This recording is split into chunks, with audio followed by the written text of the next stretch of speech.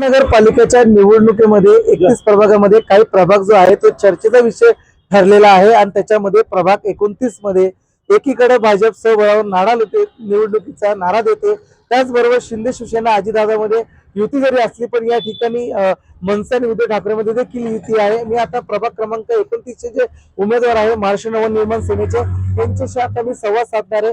काय सांगाल दादा, या ठिकाणी खरं तर प्रभाग 29 हा चर्चेचा विषय ठरलेला आहे। एकीकडे भाजपचं मोठं शक्ती प्रदर्शन दिसतंय, दुसरीकडे शिंदे शिवसेना असेल, अजितदादा असेल, त्याचबरोबर आपण देखील रॅली असेल, घरोघरी मतदारांना जाऊन भेटताय, आपण देखील कार्यकर्त्यांमध्ये चर्चेमध्ये काय सांगाल, कसा तुम्हाला प्रतिसाद मिळतोय? आम्हाला जसं आम्ही प्रभाग 29 ची निवडणूक जशी महापालिकेची जाहीर झाली त्याच्या अगोदरपासून आम्ही जनतेमध्ये संपर्कात आहोत। गेल्या पंचवार्षिक मध्ये माझी पत्नी वर्षा वेताळ 2017 मध्ये निवडणूक लढलेली आहे व जनतेने आम्हाला खूप भरभरून प्रतिसाद दिलेला आहे। त्यावेळेस देखील आमचा थोड्या मतांनी पराभव झालेला होता, पण आता सध्या भाजपा पक्षाने खूप गलिच्छ राजकारण केलेलं आहे। राजकारणाची सीमा यांनी ओलांडली। ज्या दिवशी त्यांचे एबी फॉर्म वाटप चालू होते, अहो कोणी एबी फॉर्म पळवतोय, कोणी एबी फॉर्म खातोय, कोणी पळवतोय, अशा घटना करतात आणि आयात उमेदवार ह्या 29 प्रभागात दिलेले आहेत। आयात उमेदवार इथे उभे केले, जे मागच्या वेळेस शिवसेनेकडून उभे होते ते भाजपमध्ये आले, त्यांना उमेदवारी दिले। ज्या प्रभागात ब गटातून माझी पत्नी वर्षा अर्जुन वेताळ चौधरी ह्या महाराष्ट्र नवनिर्माण सेनेकडून उमेदवारी करीत आहे, त्यांच्या विरोधात जे उमेदवार दिलेत हिरे म्हणून आहेत, आमदाराच्या पत्नी आहेत। अहो आमदाराची पत्नी इथून लढते, त्यांचं घर इथं नाहीये, मुळात त्या इथल्या स्थानिक रहिवासी देखील नाहीये, त्यांना स्थानिक प्रश्नांची कुठलीच जाण नाहीये। जो सिडको मध्ये नागरिक राहतो त्याला माहिती आहे सिडकोच्या नागरिकांच्या समस्या काय आहे, त्या गल्लोगल्लीच्या समस्या आहे, ड्रेनेजच्या समस्या आहे, पिण्याच्या पाण्याच्या समस्या आहे, लाईटीच्या समस्या आहेत। इथं शेजारी आपलं अमरधाम आहे, त्या अमरधाम मध्ये सुख सुविधा मिळत नाहीयेत, अशा भरपूर समस्या त्यांना माहिती नाहीत काय, आणि निवडणुकीसाठी ते येतील, पैसे वाटप करतील, हेच त्यांचं भाजपचं षडयंत्र चालू आहे, रणनीती हीच चालू आहे। मागील पंचवार्षिक मध्ये त्यांनी तेच केलं, कुठलाही विकास काम त्यांनी केलं नाही, पोकळ आश्वासनं दिले। इथं आपला एवढा मोठा 17 एकरचा भूखंड आहे पेलिकन पार्क, हा घाईघाईने इलेक्शन निवडणूक लागणार म्हणून भाजपचे मोठे मोठे नेते आले, त्यांच्या हस्ते त्यांनी फीत कापली आणि उद्घाटन करून टाकलं। अहो तिथं अजून पूर्ण काम झालं नाहीये, तो पैसा तिथं वाया गेलेला आहे। त्या पैशाच्या बदलात तिथं काहीतरी जनतेला सुख सुविधा मिळाल्या असता, असं कोलोजन काम केलं असतं, विविध असं मोठं हॉस्पिटल बनवलं असतं, ज्या सुख सुविधा इथल्या नागरिकांना मिळाल्या असतात। बरं ते पेलिकन पार्क केलं तर केलं, पण ते नागरिकांना कधी मोकळं करणार हा महत्वाचा प्रश्न आहे। जनतेला तो बघू द्या ना, पेलिकन पार्क कसं आहे, लाखो करोडो रुपये तिथं घातले यांनी, जनतेच्या खिशातला तिजोरीतला पैसा घातलेला आहे। बरं सांगायचा हा मुद्दा आहे, महाराष्ट्र नवनिर्माण सेनेचा 2012 ते 2017 मध्ये मनसेचा सत्ता काळात आम्ही विविध नाशिक शहरात विकास कामं केले। त्या विकास कामांच्या मुद्द्यावरती आम्ही जनतेसमोर जात आहोत। विकास कामं केले 2012 ते 2017 मध्ये, तुम्हाला सांगतो बॉटॅनिकल गार्डन असेल, रतनजी टाटा उद्योगपतींना राजसाहेब ठाकरेंनी नाशिकमध्ये आणलं, अंबानींना आणलं, गोदा पार्क असेल, त्याच्यानंतर तुमचे रिंग रोड असतील, 192 कोटीचे रिंग रोड बनवलेत, घंटा गाड्या तुम्हाला अद्यावत घंटा गाड्या सुद्धा तिथे भेटल्यात, अशा विविध विकासाचे नारे लावताय प्रभाग 29 मध्ये, त्या विकासावर आपण असं उल्लेख केला विकास झाला नाही, काय इथं विकास झाला नाही?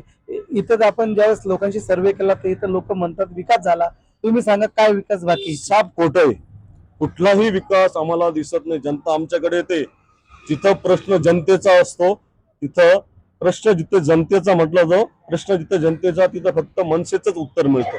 ते लोक प्रश्न घेऊन आमच्याकडे येतात, आम्ही अधिकाऱ्यांच्या मार्फत ते प्रश्न सॉल्व्ह करतो।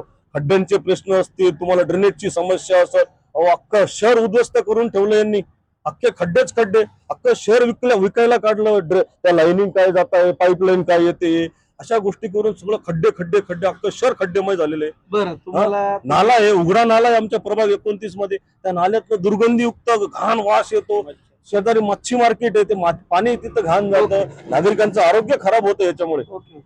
ताई तुम्ही उमेदवारी करताय, उमेदवारीच्या मैदानात उतरलेले आहेत, तुमच्या समोर एकीकडे भाजप आहे, शिंदे शिवसेनेचे उमेदवार आहेत, प्रतिस्पर्धी म्हणून आहेत, काय वाटतं तुम्हाला?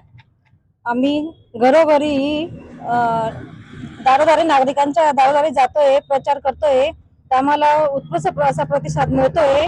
जनतेकडून आम्हाला सांगण्यात येतंय की 5 वर्षात कुठलेही कामं झालेली नाही भाजपाकडून, आपण आता काही कार्यकर्ता आहेत त्यांचे देखील संवाद आहोत.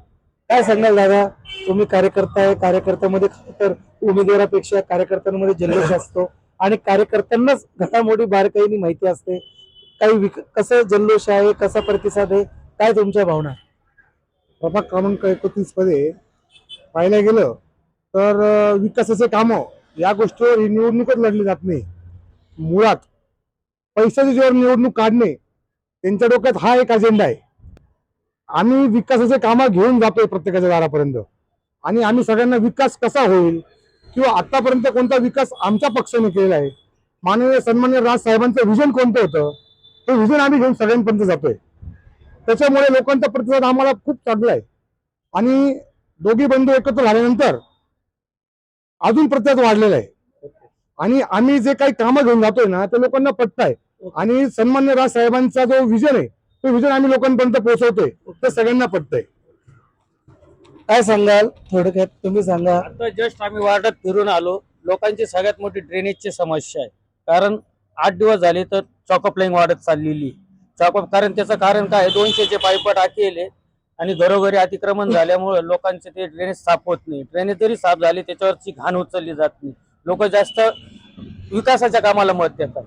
कारण विकासच नाही महत्वाचं. शिडको जसं बनलंय तसं अक्षरशः तुम्ही चेंबर जर खोलून पाहिले तर गेले स्कीम झाली शिडकोची, तसं चेंबरचं कुठल्याही प्रकारचं काम रिन्युएशन झालेलं नाही किंवा पाईपलाईन सुद्धा रिन्युएशन झालेली नाही. आणि त्यातल्या त्यात नळ कनेक्शन जे या अक्षरशः काही ठिकाणांना अक्षरशः वार्डामध्ये जर तुम्ही फिरले तर लोखंडी पाईप असल्यामुळं 25-25 वर्ष त्या पाईपलाईनला झाल्यामुळं पाणी अक्षरशः त्या पाईपीतनं लिकेज होऊन ड्रेनेजचं पाणी आणि ते पाणी एक होतंय. लागलं तुम्हाला लाईव्ह शो मी दाखवतो माझ्या गल्लीमध्ये 10-12 ठिकाणी.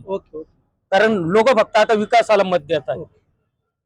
एकंदरीत आपण आता प्रभाग 29च्या महाराष्ट्र निवडणूक निर्माण सेनेच्या पदाधिकारीसह कार्यकर्त्यांशी देखील संवाद साधला. या सिडको परिसरामध्ये विकासाचे नारे लावणारे या ठिकाणी विकास झाला नाही, जशी तशीच परिस्थिती या ठिकाणी अजून देखील आहे. येणाऱ्या या नाशिक महानगरपालिकेमध्ये कोणाला झेंडा फडकेल हे जनताच ठरवणार आहे. मराठी न्यूज वर्ल्ड प्रतिनिधी प्रकाश धुर्वे, नाशिक. महाराष्ट्रात एकच brand, Thackeray brand, Thackeray brand.